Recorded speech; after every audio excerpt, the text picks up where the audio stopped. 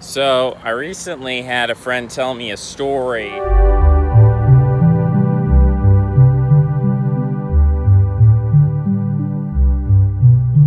And this story was one in which he was blamed or besmirched or slandered or whatever kind of term you want to use.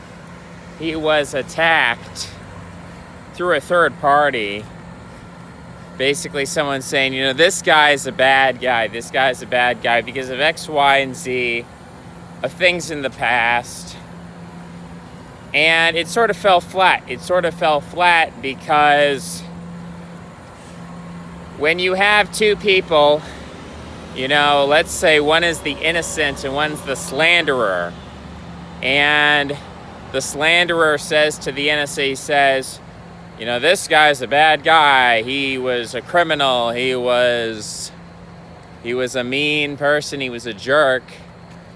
But the innocent can turn around and say to anybody else, is this true? And they just know. They look at not the ancient past, but they look at the present record. They say, look at this. Look at how this guy treats people, right? And the proof is in the pudding. And you don't need to wonder and question, about some dark, mysterious past. You just simply understand that kind of the proof is in the pudding. People are who they are. And I just wanted to say a brief word on that. I wanted to say a brief word on this concept, I guess, of like forgiveness, renewal, rebirth,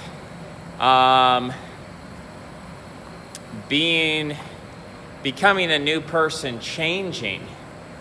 Change is difficult, folks. Change is difficult, and I'm going to do it. I'm going to change. You're going to change. We're all going to change together, okay? So we're going to change.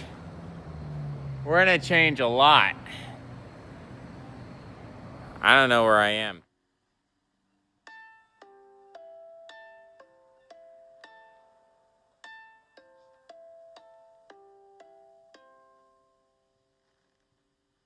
But we're going to change a lot of things. And one of the things that's going to hold us back from making positive change is there's going to be a voice in our heads. And that voice is going to be reflective of and representative of the kinds of people who are going to say, this person in the past, they were weak. This person in the past, they were resentful. This person in the past, they were bad in some way. They were inadequate in some way. There was a problem. And you can let that ghost of the past haunt you forever. You can let other people haunt you. You can haunt yourself. And that's going to stop you from changing. We have to have forgiveness toward ourselves. And because I believe firmly that the self is a composite of a community. I believe that I'm a composite of my family and my friends and my community and the news media and of history and of civilization. I'm a composite of different collectives. That's what language is, and I define myself with language. There's no other way. Outside of the pure bodily, which itself is interpreted through a linguistic frame, but you could say, well, I am my body. But anything having to do with language, anything having to do with money is a collective thing. And so we're a composite of collective voices. And the way that we treat others is to a large degree reflective of and influencing, you love the emphasis, the emphasis I put, it is going to influence the way we treat ourselves. And so if we judge others harshly and we say, no forgiveness, you are who you are forever and always, into the ages of ages, and we have that kind of judgment on people, then we'll judge ourselves that way. I think it's almost unavoidable. I think the cognitive dissonance required to be merciless toward others and merciful toward yourself is almost impossible. And so the reason why Christianity says basically forgive others and let them slap you on the cheek and be gracious, be generous, give them the shirt off your back, is because if you are generous toward other people, you'll be generous toward yourself.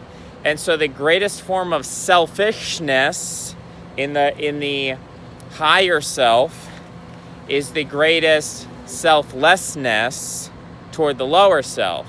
That is, the more we're willing to give up and sacrifice, the easier it is to change. And the easier it is to change, the better capacity we have to survive, to thrive, to succeed, and to ascend. So take that spirit, run with it. Love you all. Follow me on Twitter, Jokkull, Jokkull. Like the video, share the video, subscribe. Until next time, hope you're having a good one. Bye-bye.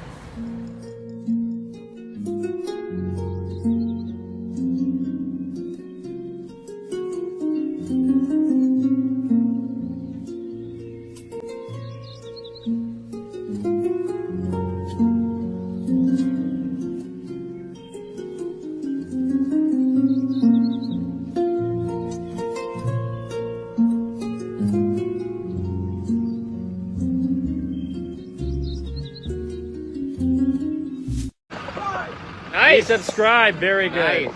Beautiful. Very good. Beautiful. You're going to love it. If you love autism, you're going to love my channel. Okay, great. All right.